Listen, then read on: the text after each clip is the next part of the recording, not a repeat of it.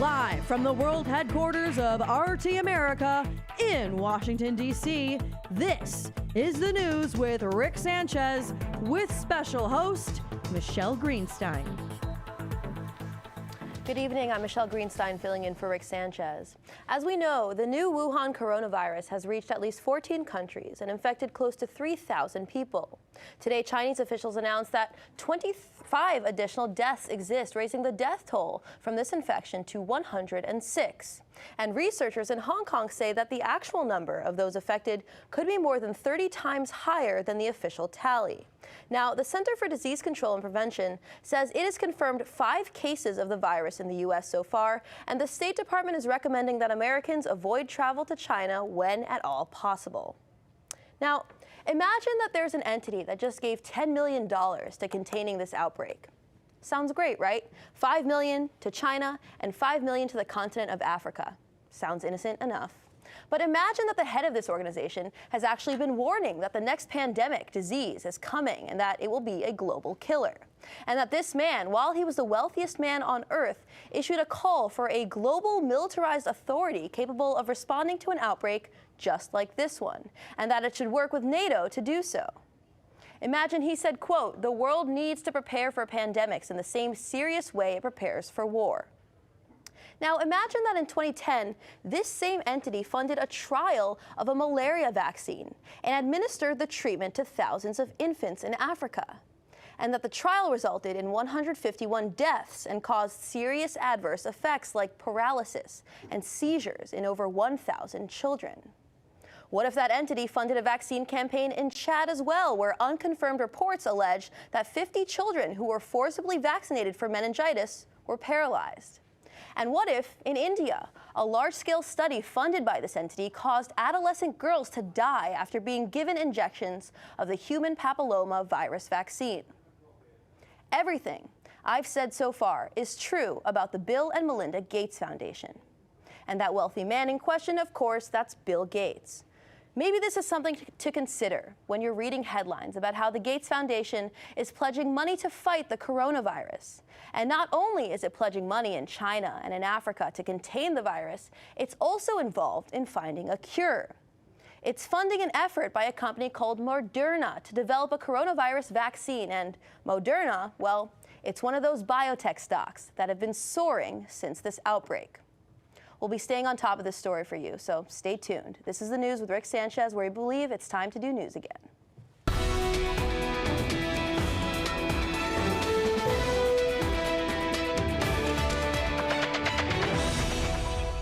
Here's the list of the questions we think you'll be asking tomorrow.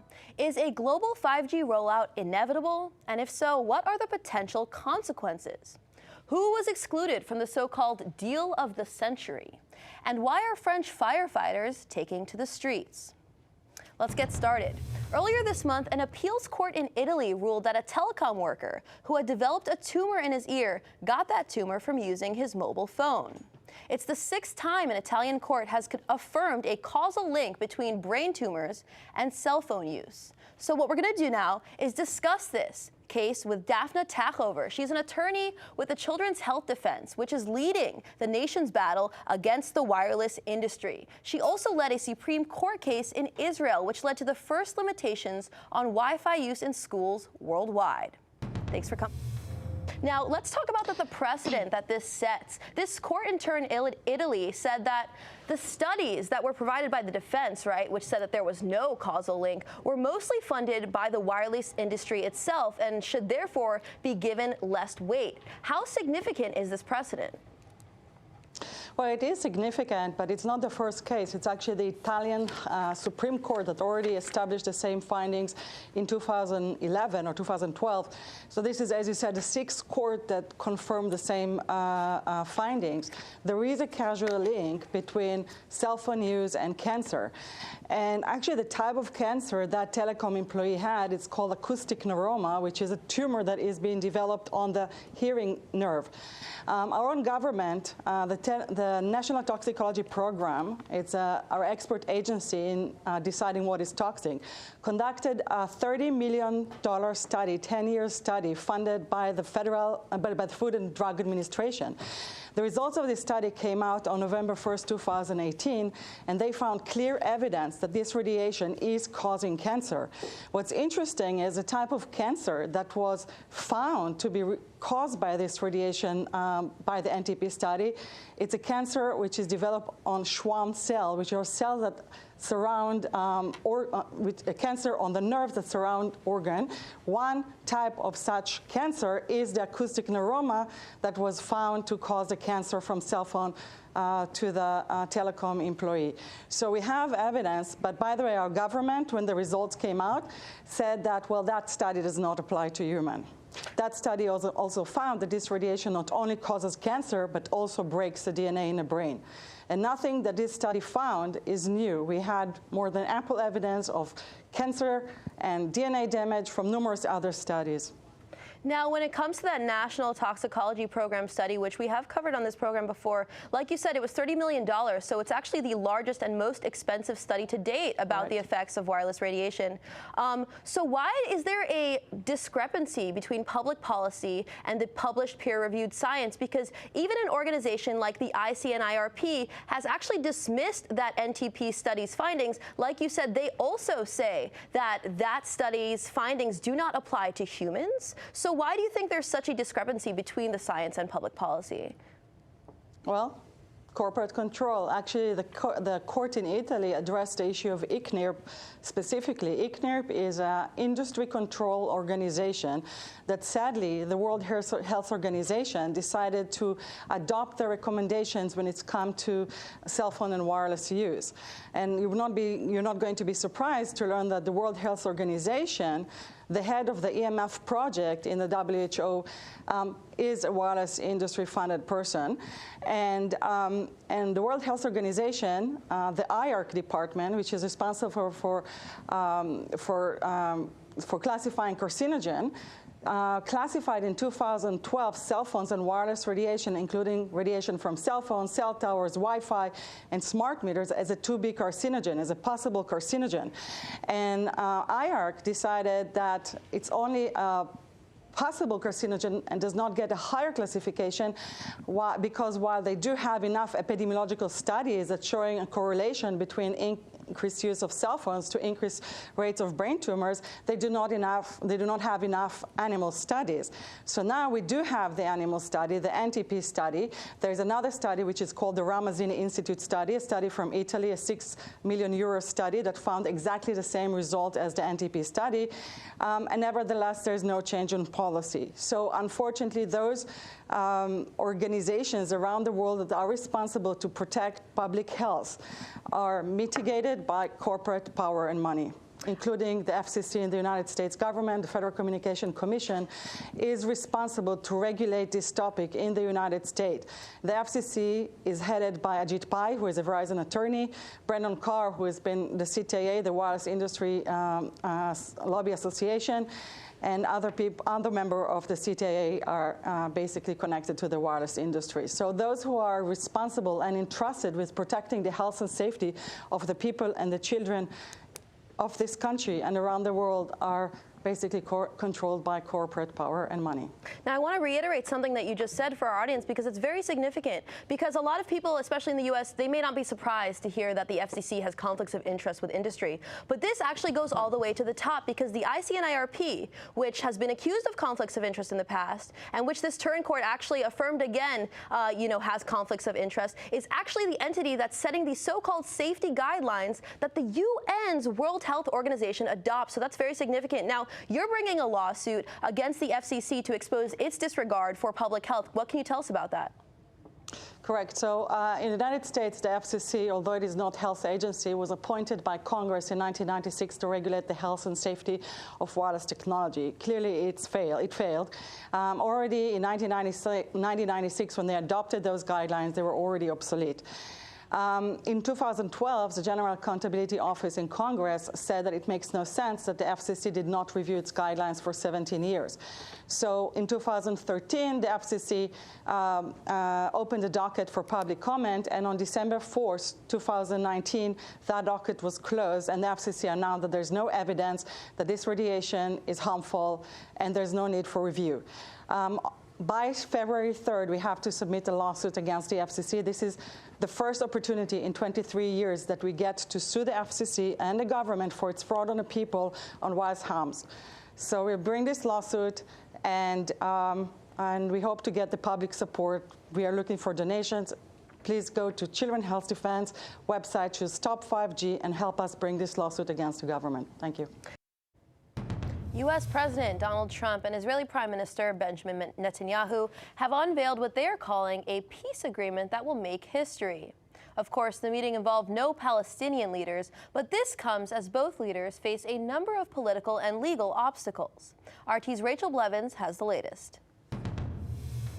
President Trump announced his deal of the century plan for peace in the Middle East today during a press conference with Israeli Prime Minister Benjamin Netanyahu. Now, as part of that plan, Trump claims that the U.S. could recognize Palestine as a state, but only if it agrees to Israel's conditions. I want this deal to be a great deal for the Palestinians. It has to be. Today's agreement is a historic opportunity for the Palestinians to finally achieve an independent state of their very own. After 70 years of little progress, this could be the last opportunity they will ever have.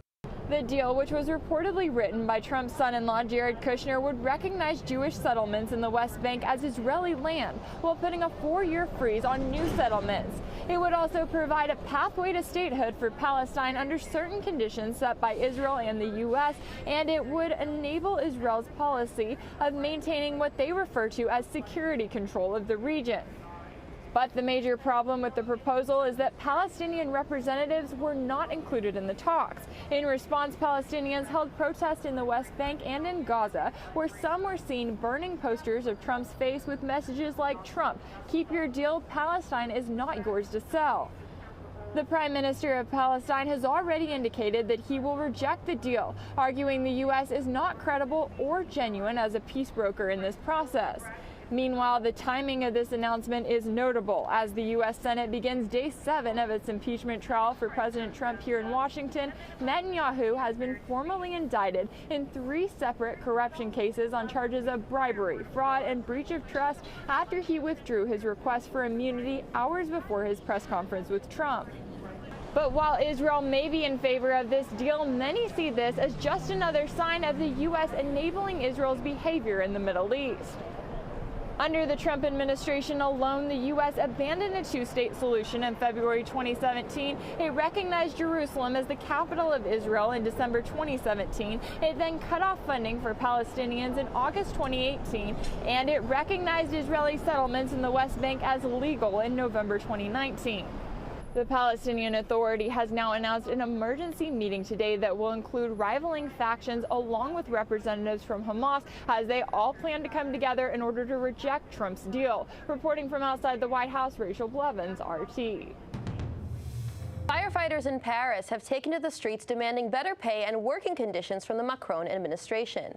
RT's Charlotte Dubinsky is in the streets, and she filed this report. A noisy protest here in Paris as firefighters take to the streets once again in a protest now that's been going on for almost 7 months. A protest against the reforms in the civil service announced by President Macron in 2017. This included 120,000 job losses over 3 years, and also anger over what they say is the lack of recognition in their job, saying it's a risky profession and they want to be recognised just like the police. Just give you a sense of what's going on here in Paris, where the firefighters have come from across France to try and get their voices heard by the government. They say that they desperately need a massive recruitment drive They need assistance because they say that the number of call-outs that they're receiving is increasing every year, and they don't have the staff to cover it. We've been speaking to some of the firefighters at this protest to ask them a bit more about the problems they're receiving in their profession. Why are we protesting for 7 months? Because we've had no response from the administration or from the government. There are two problems. Firstly, our work involves a high level of risk, and this should be factored in. Between 2010 to 2018, firefighters have faced an increase in the number of verbal and physical attacks against them. Our police colleagues get more because of the greater risk they face, and we're demanding an increase also. We are facing a shortage of personnel. That's partly because departments are having their budgets slashed. So in terms of attacks on firefighters, there are no specific figures just for them, but there are figures for all emergency crews, so that's firefighters, police officers and ambulance workers. Back in August of last year, those attacks were said to have reached a record high, with many people claiming that there is a problem luring firefighters or the police into a situation and then attacking them. In fact, there were some 110 assaults or attacks being recorded every single day, and throughout the year those attacks reached over 23,000. So that's some of the reasons why the firefighters say that they deserve to have a risk premium just like the police are paid. They're out on the streets again in Paris, hoping that this time their voices will be heard by the government. Charlotte Dubensky for RT in Paris. And now this, EU gun manufacturers may be fueling Mexico's drug violence. According to Mexico's Secretariat of National Defense, 1 in 3 firearms smuggled into the country come from Europe. RT's Alex Mihailovich has the story. Illegal guns smuggled into Mexico from the U.S. Weapons like these can be blamed for many of the cartel killings south of the border. In all, there were 35,000 homicides in Mexico last year. But a study from Armament Research Services shows that it's not only American-made guns that are making it into the hands of the cartels. Nearly a third of the 2 million guns smuggled into Mexico in the past decade are from Europe. Legally and illegally, weapons from munitions factories in EU nations like Austria, Belgium, Italy, Romania, Spain, and the UK are making their way to Mexico. Serbia, a non-EU state, is also a contributor. According to the Campaign Against Arms Trade, in 2018, EU member states licensed $136 million worth of arms exports to Mexico. Since 2018, the UK alone has exported $6 million worth of weapons to Mexico, including $3.6 million in small arms. When talking about legal guns, European manufacturers arm Mexico's soldiers and police, but these weapons make their way to the drug cartels as well. Licensed exports from Europe are perfectly legal, but knowing whom the end user is, well, that's another story. Post-delivery checks of legal guns are not part of the equation, never mind the thousands of illegally smuggled firearms. One thing we know is no matter what the route, guns are ending up with the bad guys. For example, corrupt Mexican Navy members are said to be connected to the infamous Los Zetas cartel. And in 2018, Mexican officials revealed that nearly 5,000 guns were stolen from that country's police in the preceding 5 years. Legal and illegal, Europe's guns are everywhere in Mexico. Mexico's Secretariat of National Defense data shows that out of 116,560 guns seized from Europe and the U.S. between the years of 2010 and 2018, 5 European brands made the top 20, with Italy's Beretta leading the EU list. In fact, United Nations Comtrade data shows that Italy exported 3 times more handguns to Mexico than the U.S. in 2018. Although it looks like European gun manufacturers have no qualms about contributing to the bloodbath on Mexican soil, their reckless profits in that part of the world are facing resistance. This past October, Mexico's foreign minister unveiled Operation Frozen, a joint initiative between the U.S. and Mexico to stop the traffic of arms. Sources say a similar agreement between the EU and Mexico is likely, and Europeans seem to be supportive of measures to stop the flow from the EU. Last year, German gunmaker Heckler & Koch was fined an equivalent of $4.8 million when assault rifles from that company were illegally diverted to Mexico. In addition, post-delivery controls that ensure the guns are going to the right people seem to be catching on in Europe. For the news with Rick Sanchez, I'm Alex Mihailovich. Hillary Clinton playing the blame game again. This time she's blaming Facebook for the rise of Donald Trump and says the company is, quote, not just going to re-elect Trump, but intends to re-elect Trump. RT's Donald Corder explains. She lost the primaries in 2008. She lost the election in 2016, despite having nearly every advantage. Now, Hillary Clinton's making excuses for the next presidential Democratic ticket ahead of the game, preemptively pinning the blame on Facebook. Facebook is not just going to re-elect Trump, but intends to re-elect Trump. This is a global company that has huge influence in ways that we're only beginning to understand. Trumpian conspiracies might be a big external threat to the Democrats and Clinton's world, but she's got more shade to throw at forces from within her own party, like the socialist sensation from Vermont. He was in Congress 4 years. He had one senator support him. Nobody likes him. Nobody wants to work with him. He got nothing done. Then there's the new Democratic presidential candidate on the block, Tulsi Gabbard. Clinton thinks she could be in bed with Washington's favorite boogeyman, the Russians. They've got their eye on somebody who's currently in the Democratic primary and are grooming her to be the third-party candidate. She's a favorite of the Russians. They have a bunch of sites and bots and other ways of supporting her so far. There sure is a lot of blaming going on surrounding an election that hasn't even happened yet, but it's no secret Clinton's got an axe to grind. She's been blaming anyone but herself ever since she lost the election in 2016. I was on the way to winning until the combination of Jim Comey's letter on October 28th and Russian WikiLeaks. I inherit nothing from the Democratic Party. What do you mean nothing? I mean, it was bankrupt. It was on the verge of insolvency. The voter suppression that we now know had been in the works and really put into effect. And then let's not forget sexism and misogyny. Why can't she let go of her losing?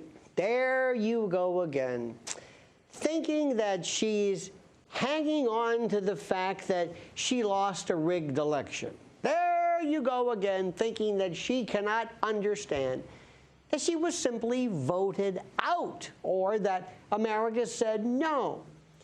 Don't you understand that it's natural for somebody who is elevated to this self-exalted role of the obvious candidate to believe that there was a conspiracy, Russian hacking, Russian involvement, Facebook, Zuckerberg. Now, I always thought, and many people I know thought that he was part of the deep state, that he was on her side. He's against her? But if you think she's the past, think again. The DNC just released its 2020 committee nominees, those responsible for the party's ideological future. And the vast majority are connected in one way or another to the defeated Clinton. Carol Browner, appointed to the DNC in 2016 by Clinton, Bakari Sellers, a surrogate for Hillary Clinton in 2016, Craig Smith, senior advisor to Clinton's campaign, and let's not forget John Podesta, the controversial chairman of the Clinton campaign itself, whose alleged emails back in 2016 shed light on the inner workings of the Clinton clan. It's clear the Clinton agenda lives on. She doesn't even need to run for president again. Although, would you be really surprised if she did?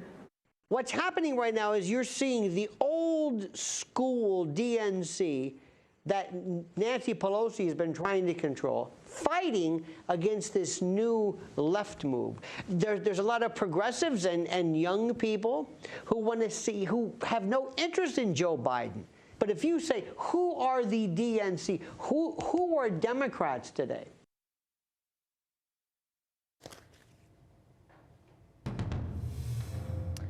NASA has chosen a company to build a private hotel on the International Space Station. It'll be called the Von Braun Rotating Space Station, named after the Nazi scientist turned NASA director, Wernher von Braun. RT's Saya Tavenger has the latest on this new space hotel. Where have you planned to go this year? Paris, on an Africa safari? Well, what about space? Because starting this year, NASA will allow tourists to visit the International Space Station. And until now, the floating space station has only been accessible to astronauts. But now space tourists can enjoy a holiday aboard the International Space Station with padded pods and panoramic views of Earth for up to 30 days.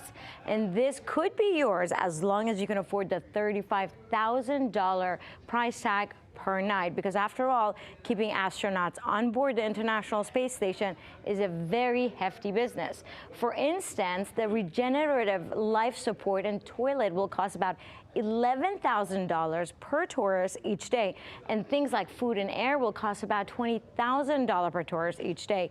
But being super rich is not enough. You'll still have to pass NASA's rigorous health checks and training procedures. But what exactly is the International Space Station? Here's what you need to know. The International Space Station is a large spacecraft that orbits Earth and houses astronauts who go up there to complete scientific missions. Now, many countries work together to build it, and they work together to use it. And it's made up of many pieces which astronauts actually had to send up individually on rockets and then put together from the year 1998 to 2000. Now, ever since year 2000, people have lived on the International Space Station, and NASA uses the station to learn about living and working in space. And it's approximately 250 miles above Earth and orbits around the planet just like a satellite.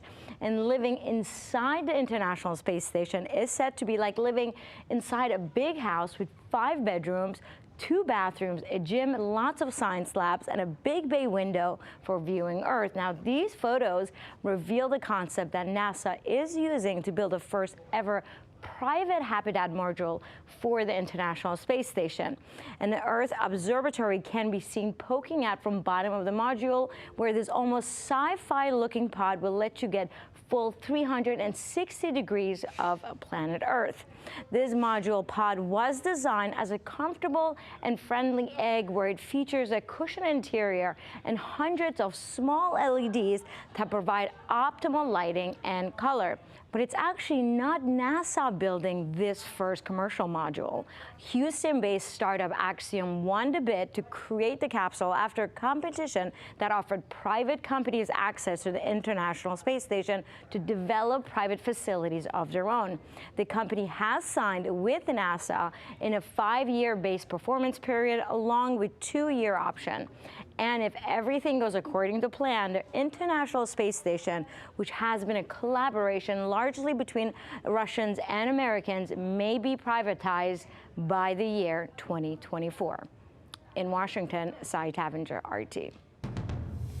Okay, that's our news. We'll see you right here tomorrow evening. And don't forget to check out our new app, Portable TV. You can find it at portable.tv or on any app store. We'll see you soon.